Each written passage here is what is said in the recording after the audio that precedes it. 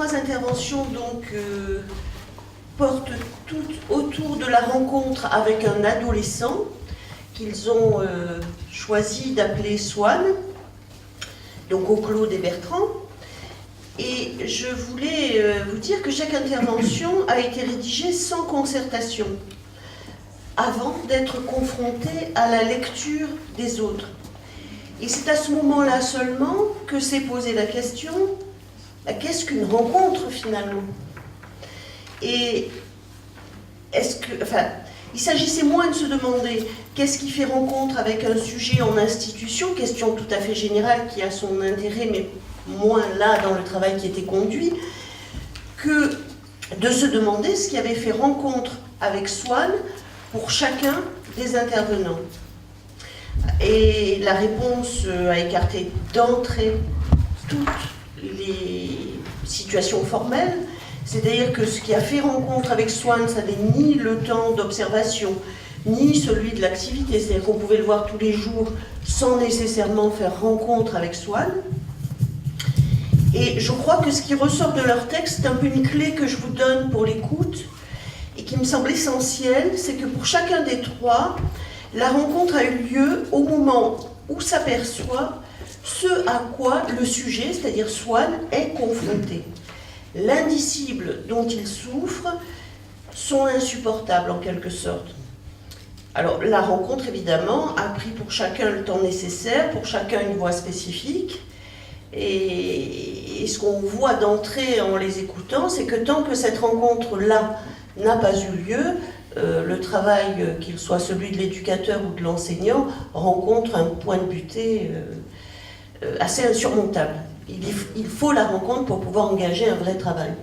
La première des choses que j'ai envie, c'est de refaire un petit tour des textes, pour vous pointer à nouveau ce qui a pu faire rencontre et ce qui m'a semblé les points vifs de vos trois textes. Alors je vais commencer dans l'ordre, par Alexandre.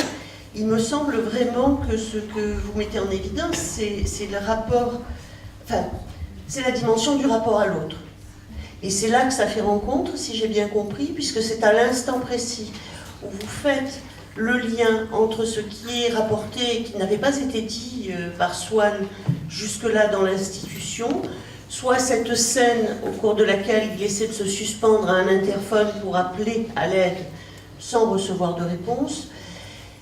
En gros, vous repérez, ce qu'on entend dans votre texte, qu'il y a là quelque chose qui s'inscrit comme une situation matricielle qui va se répéter tout le temps. Et qu'à chaque fois qu'il s'adresse à vous, il a dans l'idée que vous ne lui répondrez pas. Et peu importe, vous le dites très justement, peu importe tous les mots qu'on peut y mettre, il n'y a rien qui pourra apaiser ça, puisque c'est la répétition de ce réel, il n'y a pas d'autre. Alors, il n'y a pas d'autre, et en même temps, il y en a un. C'est-à-dire qu'effectivement, il ne vit pas coupé du monde. Et on l'entend bien sous différentes formes, ça va réapparaître dans chacun des textes. Il y a l'autre dont il se soutient. Et c'est cette place-là que vous avez choisie, peut-être. Là où, à son entrée dans l'institution, Swann se jetait sur l'autre au moment où il se sentait persécuté, insulté, etc. Il a aujourd'hui cette possibilité qu'il a choisie tout seul, qu'il a inventée, de s'asseoir avec l'aide d'un éducateur souvent, il va chercher un adulte, et d'écrire. Alors il y a des insultes, c'est pas toujours, ce sont pas des écrits tendres, mais ça lui évite le passage à l'acte, et c'est quand même quelque chose d'extrêmement important et précieux pour lui. Voilà. Donc, et je crois qu'effectivement, Alexandre, vous avez beaucoup contribué à cette mise en place des clashs. Et j'ai bien évidemment passé le relais à mes collègues aussi, de façon à ce que tout le monde participe. Et c'est ça aussi qui est important, c'est que, voilà, comme on le disait, c'est le travail à plusieurs. On travaille à partir de Swann et dans la même direction, on va dire, et on se soutient. Voilà. Alors, sur le texte d'Amaury, je vais un peu vite, parce que comme il y a une séquence.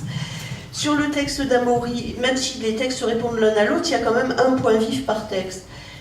Moi, ce qui m'a frappé chez Amaury, c'est à la fois la place du corps, c'est-à-dire qu'on voit bien que, à défaut d'avoir un corps un peu étayé par le symbolique, il ne peut pas se soutenir du symbolique.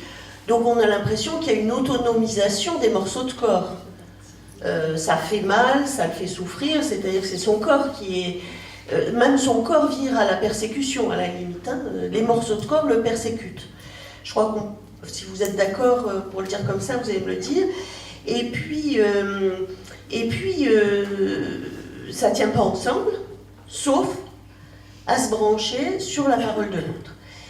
Et il y a cet autre élément qui me semble important dans votre texte, c'est qu'au fond, la rencontre pour vous, elle se fait au moment où il vous surprend, où il va là où vous ne l'attendiez pas. Vous pouvez nous en dire quelque chose ? Juste, là, par rapport à son corps, je remercie un peu les transports en commun, parce que finalement, peut-être que le bus l'a aidé à s'asseoir un peu, quoi. Donc voilà, donc c'est vrai que dans le bus, on s'assoit, et ça a contribué, c'est peut-être un détail, mais ça a contribué peut-être à l'aider, à le soutenir. Et puis, effectivement, il me surprend, parce que moi, j'aurais jamais pensé qu'il puisse prendre le bus finalement tout seul, et c'est une autre personne. Enfin, voilà, c'est Madame Casquet qui, à un moment donné, dans l'urgence, parce que je pense que ça pouvait pas se faire autrement que dans l'urgence, puisque lui, il est dans sans réflexion. Et sans réflexion, parce que voilà. Et voilà, et ça s'est bien passé pour lui. Et c'est un cas particulier. Hein. Swann m'apparaît un peu pour la première fois, parce qu'on entrevoit un tempérament, en fait. Au-delà de ce que lui, de ses troubles, de sa pathologie, on perçoit Swann courageux. Je veux dire, voilà, c'est une amorce un peu de travail avec, comme je dis, son impossible, mais avec sa personne et toutes les qualités qu'il peut avoir. C'est ça. C'est la notion de courage qui prime sur la surprise. L'effet de surprise pour vous, c'est le courage dont il fait preuve. C'est voilà, parce que bon, c'est vrai que c'est du courage, peut-être pas que de l'inconscience, il y a du courage. Et puis par la suite, Swann fait beaucoup d'humour. Voilà, donc il est très serviable. C'est des choses qui n'apparaissaient pas au début. On n'était que dans l'urgence de son mal-être, quoi. Et de parer au feu qu'il allumait partout.